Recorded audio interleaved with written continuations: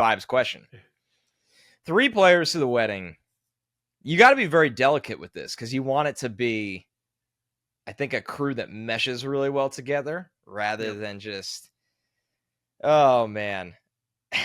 I'll let you start. I'm going through the roster right now and trying to kind of deep cut this. I always want some of the big fellas there. I want like a Quinnen Williams or like Q is probably like the must-have, right? Yes, big, funny guy, charismatic. People are always gonna migrate, or like he'll be like a magnet of fun at a wedding in that kind of circumstance, and not blend in, but in a good way. Because if you're gonna have current players on the Jets, why just have guys who are gonna blend in? You want guys loose, fun, light. So Quinnen's where my head went initially. You need at least one big guy, whether it's a defensive lineman or an offensive lineman. Tyron Smith might be too big and too new to the Jets, so I think you got to go with Quinnen here. Quinnen's a must-have for me, for sure. Here's the tricky one. Like, a lot of people listening to this are probably like, don't you have to have Rodgers at the wedding? I feel like there's too much gasoline. There's too much gasoline on that one. All of a sudden, he wants to give a toast, and now he's talking about he's going off script, and that right. Who knows what could happen. Right. He's in the corner with your friend, and they both have a bourbon, and they're talking about cryptocurrency and conspiracies, and you're just like, man, we're at a wedding. Like, not tonight. Not tonight. So you would think theoretically Rodgers would be a must-have, but he would not be on my 3 for the wedding. Just too much volatility there. Quinnen.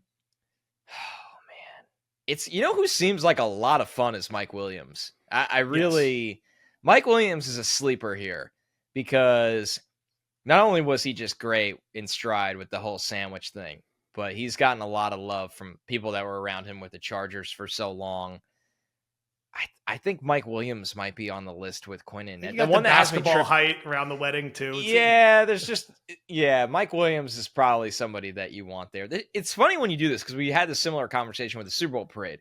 The Jets are a really good roster, and there's a lot of really, just great guys, great humans on this roster.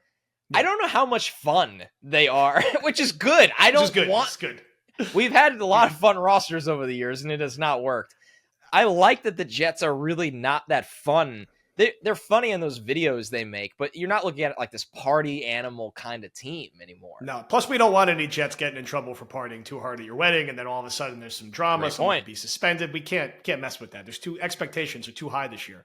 I do feel like if you invited Sauce, we could get like a celebrity or influencer girlfriend that shows up with him, and maybe that's very fair. Makes for some interesting drama around the wedding.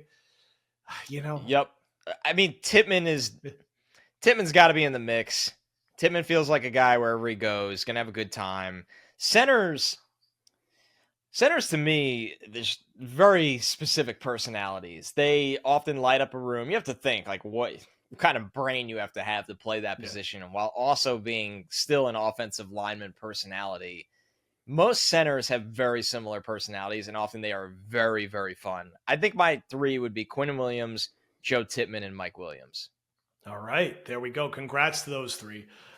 Maybe the next Badlands wedding that comes up on the docket. I'm trying to think who else in our broader crew could be next. I'm not going to put anyone on blast. But we'll keep. I have a name in mind, but I won't do it to him. I don't want to get anybody in trouble here. We are very fired up to be rolling with Underdog Fantasy, and we want you to use promo code Badlands to take advantage of their new deposit match offer, 50% up to $250.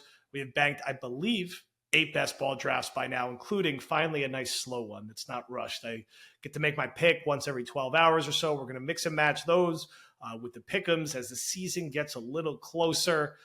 Connor, I know you could still, dive into the hockey playoffs here with the Rangers, but we're not that far away from the fantasy drafts getting that much more serious.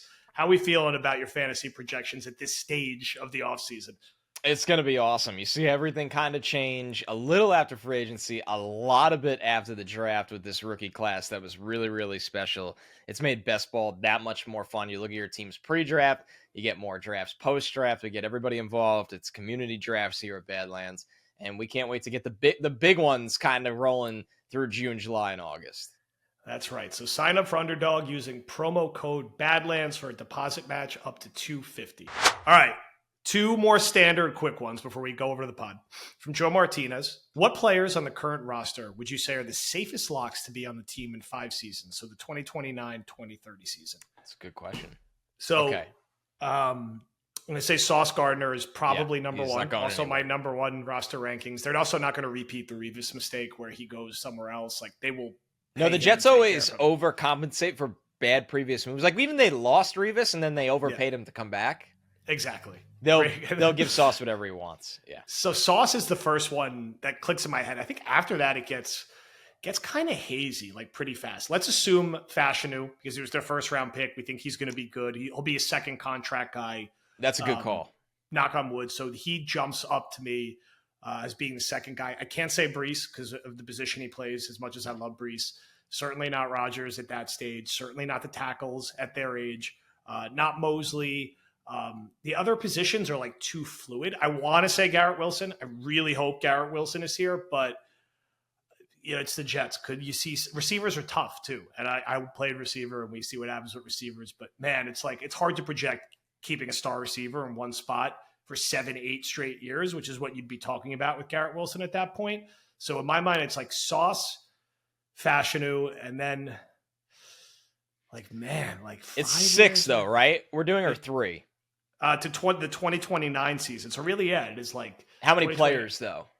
3. So we need one more. Oh, okay. You're right. Yeah. And because Garrett Wilson won't even be 30 yet by then, which speaks to there's reason to be optimistic with him. I think the other one is Jermaine Johnson, right? Okay. Yeah, I like that. He's already 25. That's tricky. Maybe not. Maybe it is. It probably is Garrett. Probably. But you're right. We want it to be Garrett.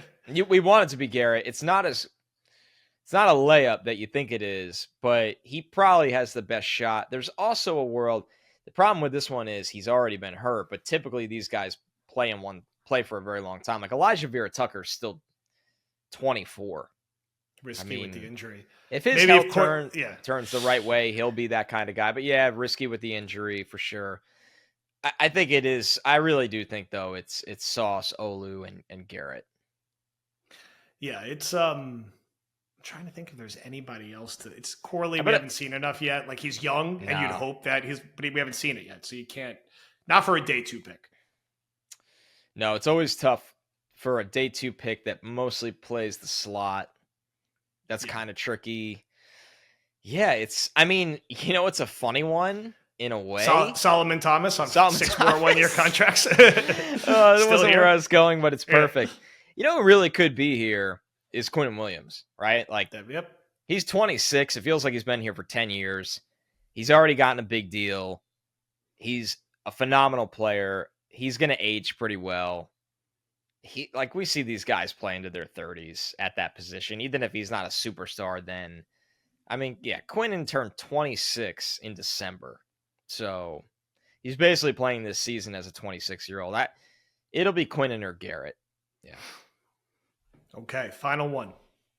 Where would you put, this is from Jay Webb, where would you put Justin Simmons, Quandre Diggs, Devontae Adams, and Calais Campbell on the roster rankings? So put them together last week. So basically, if the Jets had any of these veterans that they're regularly rumored to be interested in, where do they kind of slot in everything? Now, when I look at this list, the best player I think is still Devontae Adams by a pretty comfortable margin.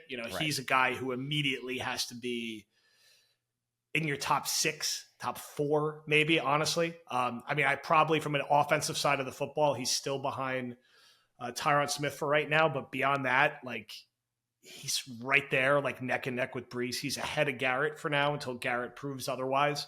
And really, he's obviously more established and proven than Brees. So he's probably actually top 5. So he's somewhere in the 4 to 6 range, let's say. I would say Simmons is probably the next highest guy at this stage of his career. He's one of the better safeties in the NFL. He'd be comfortably ahead of any safety on their roster, which probably puts him in the 13 to 17 range in this exercise and would be the best, most proven safety on their roster pretty quickly.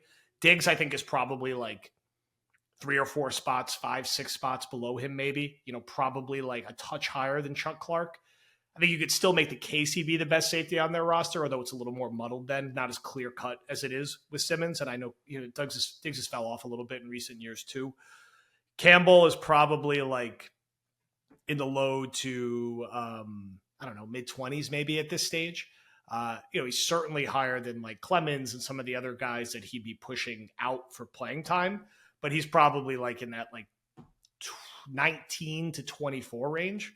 So the biggest difference maker for sure that you'd be talking about is Devontae, who is still, especially with Rodgers, like if he had a guy like Garrett opposite him, could still probably be the best-ish receiver in football certain weeks. That's how good he can be. We haven't seen that in a little bit, but he has that level of respect from the output that he's had. I totally agree with you. I think this one is pretty easy. I mean, number one, the Jets should be looking to improve their safety room. I don't think it's very good right now. And even the bigger problem is that it doesn't have a high ceiling. I actually think it has a fine ceiling. It has a scary floor because Clark's coming off the injury, a player I really, really like, but coming off the injury. Tony Adams, we always hear about the ceiling, but man, the floor looked bad at times last year. I mean, tackling, there's a lot of issues there. Ashton Davis, same kind of thing. We've always liked the ceiling because of the coverage ability and the big play ability, but the consistency on a down-by-down basis. But Devontae is just too good that he has to be number one. And to be fair, Mike Williams is coming off the ACL. Malachi Corley's a rookie. Garrett Wilson is a great player, but he can get banged up too. Wide receiver is still something that the Jets could be needing. So it kind of feels like if the Raiders season doesn't go how they want it to out of the gate, he'll be the biggest name at the trade deadline. Yeah. But the tricky part is the Raiders are doing everything they can to win now. Antonio Pierce is not in the mold of him and Telesco got a second chance as a GM. That's not common. Pierce was kind of a surprise head coach out of nowhere. Those guys aren't taking that for granted. They're going to do everything they possibly can to win now. Will it work? We don't know. The quarterback situation is not great. The rest of the team is looking much better. But you would think, I mean, you're not going to get anything for Devontae if you don't move him this year. So it's just a very odd situation that you would think there at some point they do have to make a difficult decision. But yeah, I think at the end of the day, he would be by far and away the biggest improvement. I think with safety, though, I mean, obviously, Justin Simmons I don't think he's the player he was at his peak. He is 30 now, and he's still really good and a significant upgrade over anybody on the roster. Significant. Yeah, and his ability to be like a ball hawk type safety who intercepts the football, which is something the Jets haven't done a ton of in recent years and haven't had a guy like that really since like prime Kerry Rhodes. He would be such a nice fit for a team that is loaded at corner and loaded at pass rush. Like he will get a lot of opportunities, especially with the quarterbacks they're playing, like week 2 to week 5. Some of the rookies, like could be a team that plays Zach Wilson, Sam Darnold, and Geno Smith this year. There's going to be some opportunity. Yeah, J.J. McCarthy. There's going to be some Bo Nix. Bo Nix. There's going to be opportunities to intercept some passes at some point. It's I mean, he's still even a fine Drake May player. playing another rookie, 2 games against a rookie. Right. Whether it's percent, he's still a fine player, and if he goes to the Jets, it kind of changes. It kind of changes how you view him because how good, like you just nailed it. How good can he be with this kind of corner play around him, and maybe a little bit more ability to kind of roam and try to take away. We saw Jordan Whitehead black out in games for the Jets where you just jump everything. Yeah. 7 interceptions against Josh Allen in 26 minutes. Right. Simmons is 4 times the player.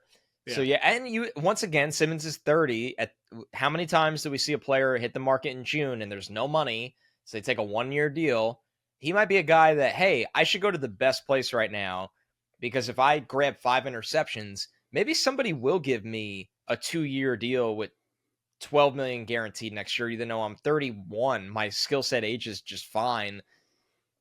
Maybe I'm being optimistic, but we've heard nothing about the Jets connected to him. To be fair, we've heard nobody connected to him, which is very odd. If I'm the Jets, I would be doing everything I can to try to get him in there because it goes back to the ceiling and floor conversation of the position. All right, War Room. We're back. We banked another one. Going to record the pod now. Talk a little more OTAs. Talk a little more about the Jets having expectations and what that's like and how that compares to other times they've had expectations. Thank you for all the Discord chatter. Polo shirts still for sale at badlandstoj.com. Info on the golf outing coming this week, also at badlandstoj.com. Thank you for listening, and we will talk to you soon.